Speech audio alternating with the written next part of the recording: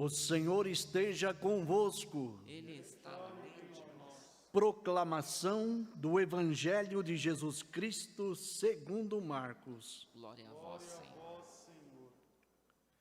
Estando com seus discípulos em Cafarnaum, Jesus, num dia de sábado, entrou na sinagoga e começou a ensinar. Todos ficavam admirados com o seu ensinamento, pois ensinava como quem tem autoridade, não como os mestres da lei.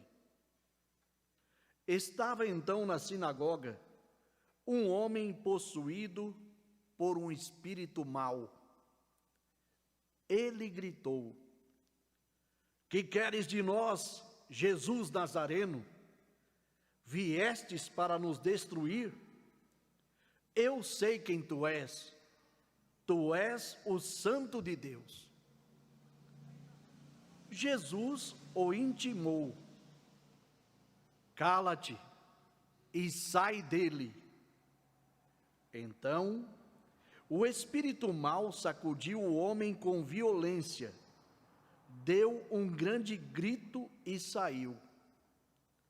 E todos ficaram muito espantados e perguntavam uns aos outros: "Que é isso?" Um ensinamento novo, dado com autoridade. Ele manda até nos espíritos maus e eles obedecem. E a fama de Jesus logo se espalhou por toda parte, em toda a região da Galileia. Palavra da salvação. Glória a vós, Senhor. Glória a vós, Senhor. Que a palavra do Santo Evangelho perdoe os nossos pecados. Amém. Podemos sentar. Meus queridos irmãos e irmãs, começamos agora a viver essa ação missionária de Jesus. O tempo comum, ele nos ajuda bastante a viver esse ministério de Jesus Cristo. Ele é dividido entre 33 ou 34 semanas, assim colocado, né? Então, nos ajuda bastante a observar Jesus em atividade, né? É um tempo que vai nos auxiliando dentro da catequese da igreja. E já começa com essa dimensão missionária própria do Cristo. Cristo é a palavra, é o verbo do Pai encarnado, né? O verbo do Pai que toma carne e se faz humano. E essa palavra anunciada provoca a libertação para o povo de Israel. Agora, é importante a gente observar bem as ações que ali são apresentadas. Veja, Jesus está em Cafarnaum, uma cidade simples, um bairro tranquilo, né, próximo ao mar, e está ali muito tranquilo naquela região da Galileia, e ele entra na sinagoga. Então não quer dizer que entrar na sinagoga a gente encontra só coisa boa, né? Ali tinha um homem com um espírito ruim lá dentro, com uma ação ruim, um desejo impuro.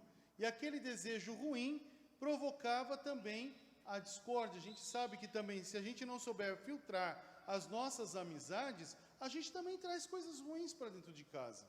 Se a gente não souber olhar bem, né, ser prudente sobre as nossas realidades e também as nossas amizades, podemos trazer enfermidade para o nosso lar. Então temos que ser prudentes e saber olhar bem essas coisas, saber olhar bem esse caminho, né? Porque muitas das vezes a gente não observando, a gente acaba se perdendo na estrada. E veja, o mal nunca vai se apresentar para a gente como sendo mal, né? O mal nunca vai se apresentar como sendo algo deplorável, algo destruidor. Pelo contrário, ele vai ser cativante, vai trazer força, fortaleza, amizade, companheirismo, né? Um falso companheirismo, uma falsa ação. Então, é uma realidade que vai mostrar para a gente uma ação, né? É uma falsa caridade.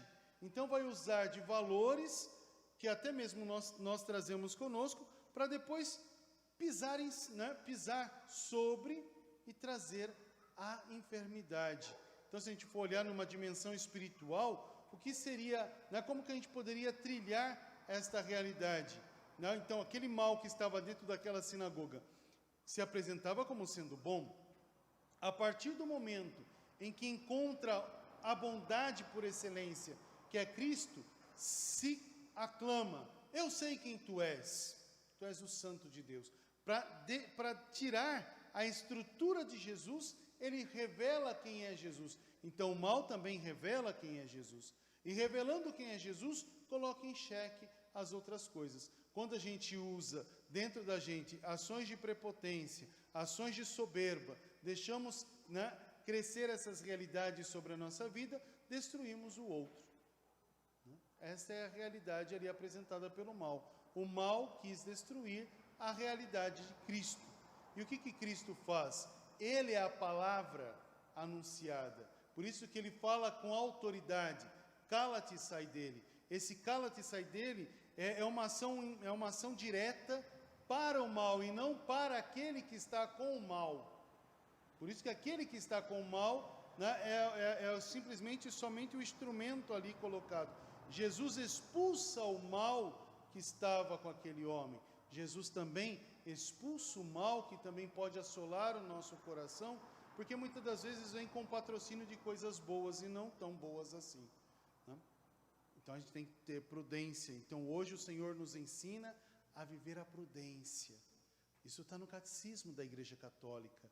Lá, se você pegar o Catecismo da Igreja Católica, aquele livro grande, amarelo, está escrito Catecismo da Igreja Católica, Então, se você pegar lá o Catecismo da Igreja Católica, no número 1806, vai estar lá explicando sobre a prudência.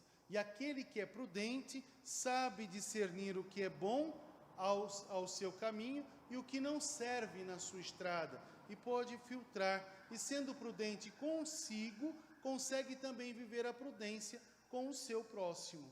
Olha quantas coisas são boas. Se eu consigo trabalhar a misericórdia, a bondade de Deus, o diálogo do Senhor, o perdão comigo, eu também consigo trabalhar essa mesma realidade com o meu próximo. Se eu consigo olhar para a minha casa, filtrando as realidades, sabendo os tipos de amizade que tenho. Às vezes tem pessoas que não vão colaborar com a minha conduta. Então, não é necessário a gente estar ali, mas às vezes podemos cair até mesmo na sequência do mal, porque o mal ele vai usar de diversas formas. Ele pode até dizer assim: puxa vida, você está deixando de lado quem você poderia ajudar. Não é bem por aí. Então a gente tem que saber ter discernimento para poder caminhar de forma justa, como fez Jesus lá na sinagoga de Cafarnaum. Então, olhando para toda essa realidade, primeira coisa a gente tem que entender: quem é o homem para que pudesse cuidar, como a primeira leitura? É criatura de Deus, filho de Deus. Então, em saber, olhar para a nossa vida, como é que eu vou entender se alguém está vivendo a vontade de Deus ou não? Olha para os mandamentos, olha para as realidades apresentadas do bem comum.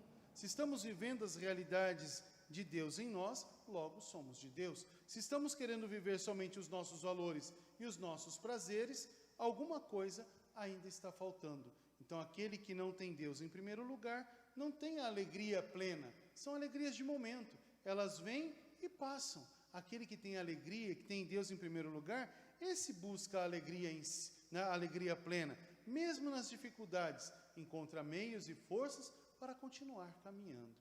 Hoje nós também rezamos o 7º dia de nossa irmã Vera, rezamos também, hoje nós estamos até no Japão, Olha que grandiosidade, que carinho que Deus nos faz, de nos unirmos com a família de Vera, com a família de Maria Lopes.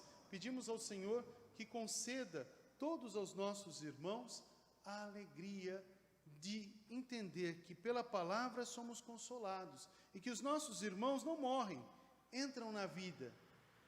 Vera alcançou a vida em Cristo, Maria Lopes alcançou a vida em Cristo. Nós também um dia alcançaremos a vida no Senhor, mas é necessário que a gente tenha fé, que a gente acredite nesse grande valor, nesse grande mistério, porque a vida não é tirada, a vida é transformada.